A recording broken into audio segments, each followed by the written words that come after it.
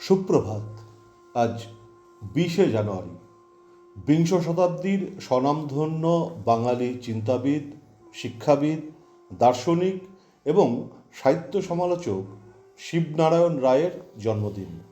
তিনি 1921 খ্রিস্টাব্দের আজকের দিনে কলকাতায় জন্মগ্রহণ করেন।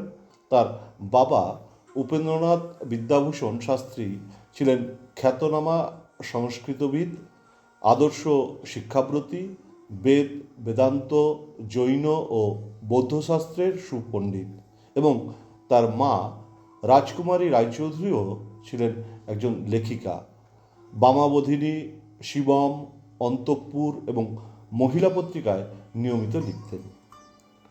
তিনি 1942 খ্রিস্টাব্দে কলকাতা বিশ্ববিদ্যালয় কর্তৃক রেজিনা গুহ স্বর্ণপদক সহ ইংরেজি সাহিত্যে স্নাতকোত্তর ডিগ্রি অর্জন করেন। 1942 খ্রিস্টাব্দে কলকাতা সিটি কলেজে অধ্যাপক পদে নিযুক্ত হয়ে কর্মজীবন শুরু করেন এবং সেখানে দীর্ঘ 15 বছর অধ্যাপনার পর 1960 খ্রিস্টাব্দে ইংরেজি ভাষা ও সাহিত্যের অধ্যাপক হিসাবে তৎকালীন বোম্বাই বিশ্ববিদ্যালয়ে যোগদান করেন। 1963 খ্রিস্টাব্দে তিনি ভারতবিদ্যা বিভাগের প্রধান হিসাবে অধ্যাপনার জন্য অস্ট্রেলিয়ার মেলবোর্ন বিশ্ববিদ্যালয়ে যোগদান করেন এবং সেখান থেকে ভারততত্ত্ব বিভাগের চেয়ারম্যান হিসাবে 1981 খ্রিস্টাব্দে অবসর গ্রহণ করে দেশে ফিরে বিশ্বভারতীর রবীন্দ্রভবনের অধ্যক্ষ হিসাবে নিযুক্ত হন। তারপর দীর্ঘদিন রাজা রামমোহন রায় লাইব্রেরি ফাউন্ডেশনের চেয়ারম্যান হিসাবে দায়িত্ব পালন করেন। বিশিষ্ট স্বাধীনতা সংগ্রামী মানবেন্দ্রনাথ রায়ের সাথে 1946 খ্রিস্টাব্দে তার পরিচিতি ঘটে এবং তারপর থেকে তিনি আমৃত্যু মানবেন্দ্রনাথের ভাবাদর্শে বিশ্বাসী ছিলেন। চিরাচরিত হিন্দু আচার অনুষ্ঠানিত পরিবারে জন্মগ্রহণ করেও তিনি আমৃত্যু ঘোষিত নাস্তিক ছিলেন এবং যুক্তিবাদ, বুদ্ধির যুক্তি ও মানবতাবাদের সপক্ষে সক্রিয় ছিলেন।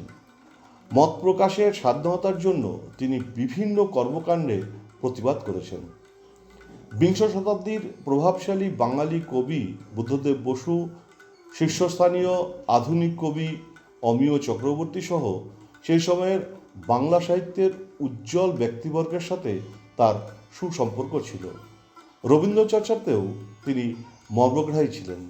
মননশীল সাহিত্য ত্রৈমাসিক পত্রিকা জিজ্ঞাসার তিনি প্রতিষ্ঠাতা সম্পাদক ছিলেন এবং কলকাতা র্যাডিক্যাল হিউম্যানিস্ট সংস্থার প্রাণপুরুষ ছিলেন।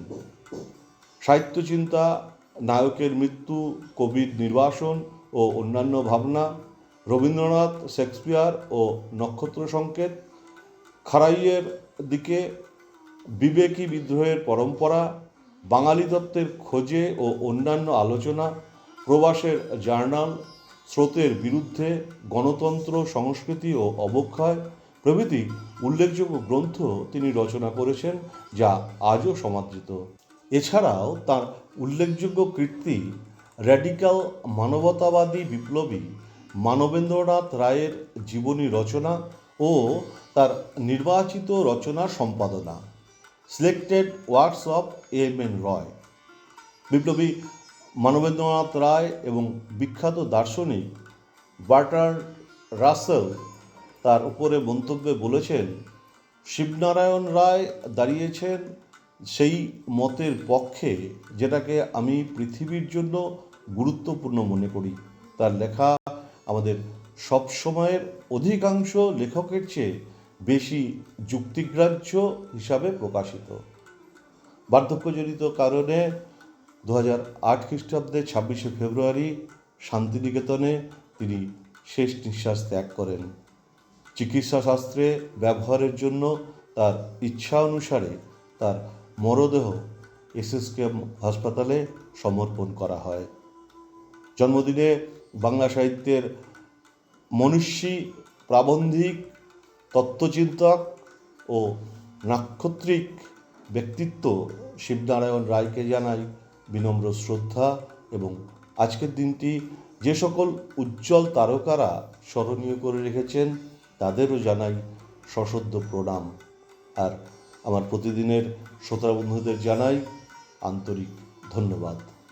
নমস্কার।